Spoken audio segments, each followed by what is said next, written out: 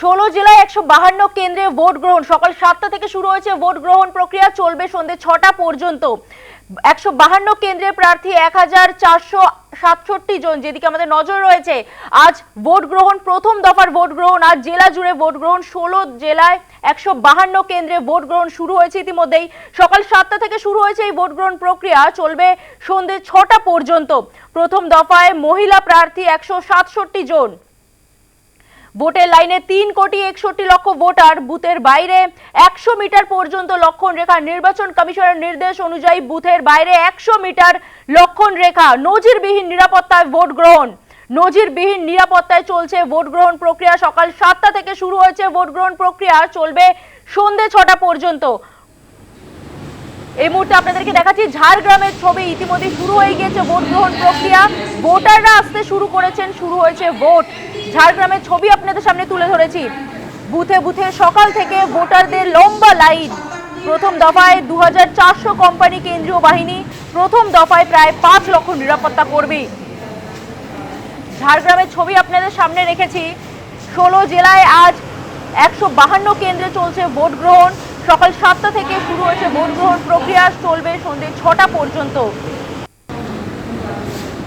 152 কেন্দ্রে প্রার্থী 1478 জন। প্রথম দফায় মহিলা প্রার্থী 167 জন। প্রথম ভোটের লাইনে 3,61,00,000 ভোটার।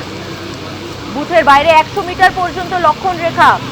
নির্বাচন কমিশনের নির্দেশ মেনেই বুথের বাইরে 100 মিটার পর্যন্ত লক্ষণ রেখা। সেই 100 মিটারের মধ্যে, সেই লক্ষণ রেখার মধ্যে থাকবে ভোটাররা, এবং সেই লক্ষণ রেখার বাইরে থাকতে চলেছে বিএলও এবং তার সঙ্গে একজন সহকারী।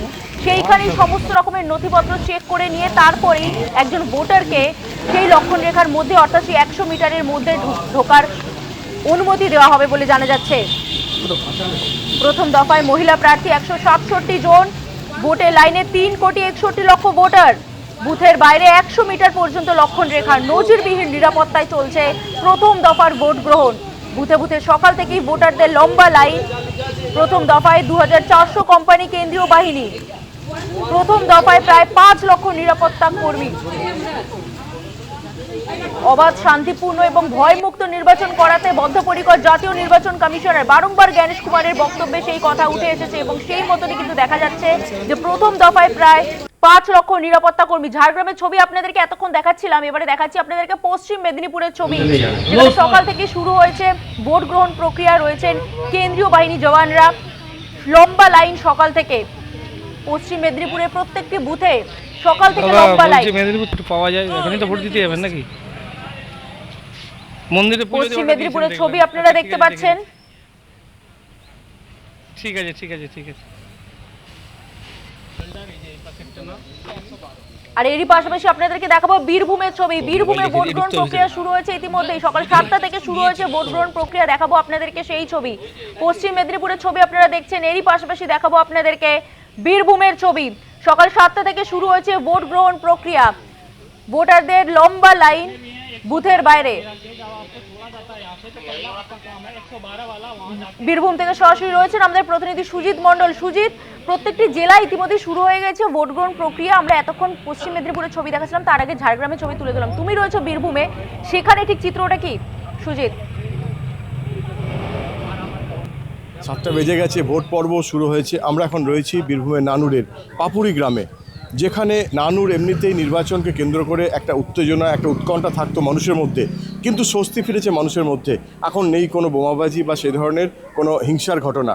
তাই মানুষজন সকালে লম্বা লাইনে, আমরা ছবিতে দেখানোর চেষ্টা করব, লম্বা লাইনে মানুষজন এসেছেন এবং ভোট দেওয়ার প্রক্রিয়া শুরু হয়েছে। এবং সকাল থেকেই লম্বা লাইন, কারণ প্রচণ্ড গরম তাপ শুরু হয়েছে আবহাওয়াতে, যার ফলে কঠিন নিরাপত্তার মধ্যে নির্বাচন কমিশন যেভাবে ভোট পর্ব সম্পন্ন করতে চাইছেন তা একেবারে অনবদ্য। তাই মানুষজন স্বস্তি নিয়ে এবং শান্তিপূর্ণভাবে তারা এসেছেন এবং সেইভাবে তারা ভোট পর্ব সম্পন্ন করছেন এবং ভোট দেবেন। সেইভাবেই তারা দাঁড়িয়ে রয়েছেন লম্বা লাইনে।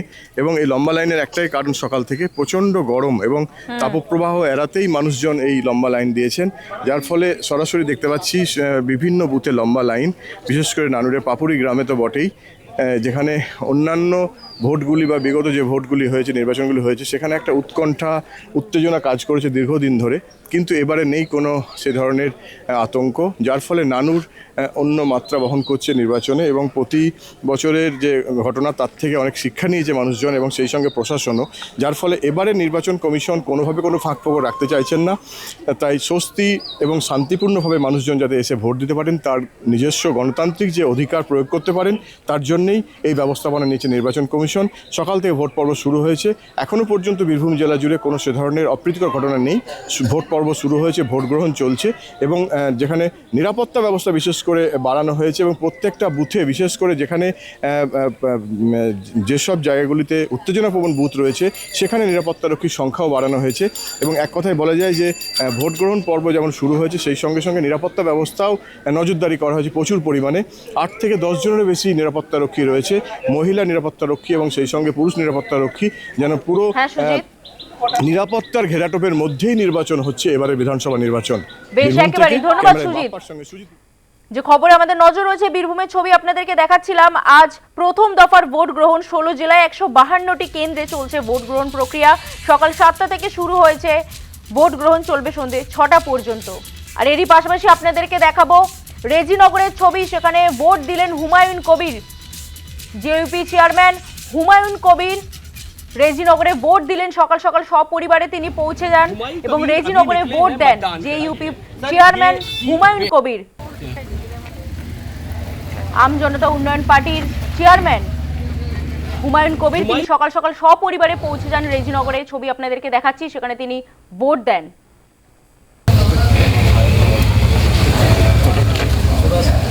একটু ফ্যামিলি নিয়ে সবাই মিলে একটু এমনি পাশে দাঁড়াক তাহলে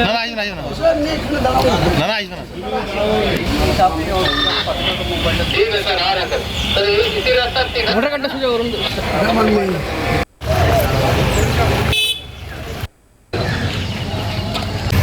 রেজিনগরের ছবি আপনাদেরকে দেখাচ্ছি, সকাল 7টা থেকে শুরু হয়েছে ভোট গ্রহণ প্রক্রিয়া।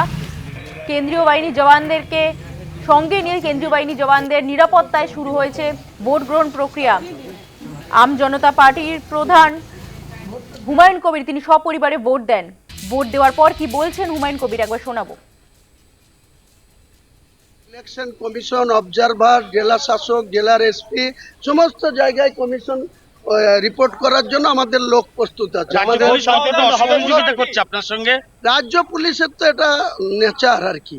তারা এখনো ভাবছে যে মমতা ব্যানার্জি পুনরায় চতুর্থবারের জন্য মুখ্যমন্ত্রী হবে, কিন্তু হবে না। আপনাকে দায়িত্ব নিয়ে বলছি, সেদিন কয়েকজন পুলিশ অফিসার, এমনিতেই ইলেকশন কমিশন পুরো শিকড় উপড়িয়ে দিয়েছে। ইলেকশন কমিশন 15ই মার্চ ধন্যবাদ জানাবেন ইলেকশন কমিশন। নিশ্চয়ই ইলেকশন কমিশনকে অবশ্যই ধন্যবাদ জানাবো, কারণ প্রথমে 2021-এ 8 দফায় ভোট হয়েছিল, আর 2024-এ লোকসভাতে 7 দফায় হয়েছিল, আর এবারে 2 দফায় ভোট হচ্ছে। এটা তো ইলেকশন কমিশন জ্ঞানেশ কুমার তো একটা চ্যালেঞ্জ অ্যাকসেপ্ট করেছে। কাজেই আমি বলবো এখন পর্যন্ত ভাঙড় ছাড়া কোথাও খুন খারাপি হয়নি, কোথাও ল অ্যান্ড অর্ডার ব্রেক হয়নি।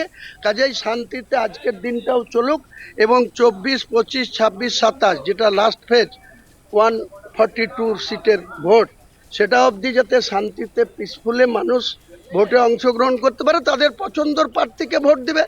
শোনালাম আপনাদেরকে হুমায়ুন কবিরের বক্তব্য। আম জনতা পার্টি প্রধান হুমায়ুন কবির সকাল সকাল ভোট দিয়েছেন তিনি সপরিবারে। প্রত্যেকটি জেলায় কিন্তু দেখা যাচ্ছে যে বুথের বাইরে ভোটারদের লম্বা লাইন। রায়গঞ্জের তৃণমূল প্রার্থী কৃষ্ণ কল্যাণী তিনি সস্ত্রীক ভোট দিলেন। দেখাবো আপনাদেরকে সেই ছবি, রায়গঞ্জের ছবি আপনাদের সামনে রেখেছি। সেখানে সস্ত্রীক ভোট দিলেন রায়গঞ্জের তৃণমূল প্রার্থী কৃষ্ণ কল্যাণী। সকাল সকাল পৌঁছে গিয়েছিলেন তিনি এবং তারপরেই ভোট দেন। 16 জেলায় আজ 152টি কেন্দ্রে ভোট গ্রহণ শুরু। রায়গঞ্জের তৃণমূল প্রার্থী কৃষ্ণ কল্যাণী তিনি ভোট দিলেন।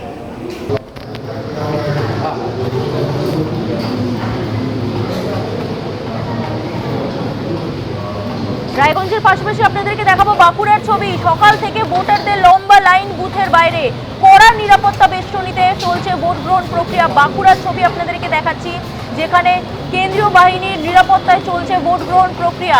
বাঁকুড়া থেকে সরাসরি রয়েছেন আমাদের প্রতিনিধি দেবাশিস মৌলিক। দেবাশিস, তোমার কাছে যাব, বাঁকুড়ার আজকে সকাল থেকে ছবিটা ঠিক কি জানতে চাইবো।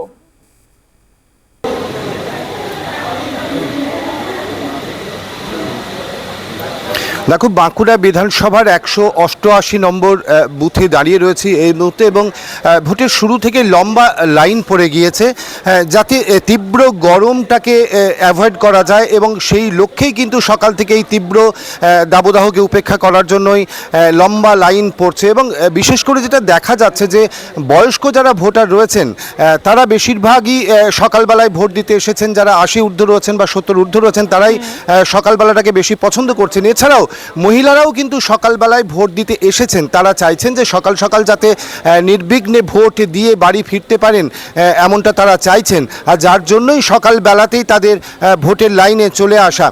আমি একটু দেখাবার চেষ্টা করব যে কিভাবে ভোটের লাইনে সকাল থেকেই তারা দাঁড়িয়ে পড়েছেন। হ্যাঁ, একেবারেই ধন্যবাদ দেবাশী। বাঁকুড়ার পাশাপাশি আপনাদেরকে দেখাবো পুরুলিয়ার ছবি। সেখানেও কিন্তু সকাল 7টা থেকে ভোট গ্রহণ প্রক্রিয়া শুরু হয়েছে। বুথের বাইরে সরাসরি রয়েছেন আমাদের প্রতিনিধি সোমনাথ কুম্ভকর। সোমনাথ, পুরুলিয়ার ছবিটা তুলে ধরো। অন্যান্য জেলার পাশাপাশি পুরুলিয়ার 9টি বিধানসভা কেন্দ্রেই ভোট গ্রহণ প্রক্রিয়ার নির্ধারিত সময় অনুসারেই শুরু হয়েছে। তবে বেশ কিছু বুথে ইভিএম মেশিনের কিছু গণ্ডগোল থাকার কারণে ভোট প্রক্রিয়া শুরু করতে খানিক দেরি হয়। ততক্ষণে মানুষের লম্বা লাইন কিন্তু পড়ে যায় প্রতিটি বুথেই। বেশ কিছু বুথে দেখা যাচ্ছে যে এই পুরুলিয়ার মতো রুক্ষ জেলায় যেখানে তাপমাত্রা 40 থেকে 43 ডিগ্রিতে উঠে যায়, সেই জায়গাতে ভোটারদের দাঁড়ানোর জন্য মাথায় কোনো ছাউনি নেই। এ নিয়ে কিন্তু অনেকেই প্রশ্ন তুলছে নির্বাচন কমিশনের এই নির্বাচনী প্রক্রিয়ার ব্যবস্থাকে। অন্যদিকে আমরা যেটা দেখছি যে সকাল থেকে প্রচুর মানুষ লম্বা লাইনে দাঁড়িয়ে আছে। বয়স্ক থেকে মহিলারা এবং বয়স্ক পুরুষেরা প্রত্যেকেই কিন্তু লাইনে দাঁড়িয়ে রয়েছে। নির্বাচন কমিশনের যে নিয়ম ছিল যে প্রথম দুটো ধাপে চেকিং করা হবে ভোটারকে, একদিকে যেমন কেন্দ্রীয় বাহিনী, তারপরেই বিএলও চেক করবে, তারপরেই সে পরবর্তী জায়গায় ভোট দিতে পারবে। সেইভাবেই সেই প্রক্রিয়াকে সম্পন্ন করার পরেই তারা ভোট গ্রহণ কেন্দ্রের ভিতরে ভোটাররা পৌঁছে যাচ্ছেন। কিন্তু দেখা যাচ্ছে এই প্রক্রিয়া দুটোকে সম্পন্ন করতে গিয়ে মানুষকে বেশ কিছুটা বেগ পেতে হচ্ছে এবং দীর্ঘক্ষণ সময় লেগে যাচ্ছে এক একজন ভোটার পেছু। একেবারেই, অর্থাৎ ইভিএম মেশিন খারাপ থাকার কারণে বা সমস্যা হওয়ার কারণে ভোট গ্রহণ প্রক্রিয়া শুরু করতে বেশ কয়েকটা সময় পেতে হয়। আপাতত তোমাকে ধন্যবাদ সোমনাথ।